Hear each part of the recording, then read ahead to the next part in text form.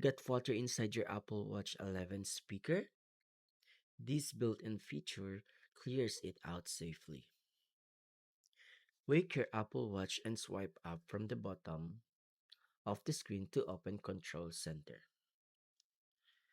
Apple explains that water lock protects the screen from accidental touches when exposed to water. Then tap the water drop icon to turn water lock on. Once you're done swimming or washing your hands, press and hold the digital crown. Apple uses the speaker to play a series of tones that push water out of the speaker grills. Keep holding the crown until the process finishes. You'll hear several beeps and see a message that water lock is turning off. Check the speaker area and gently wipe the watch with a dry cloth.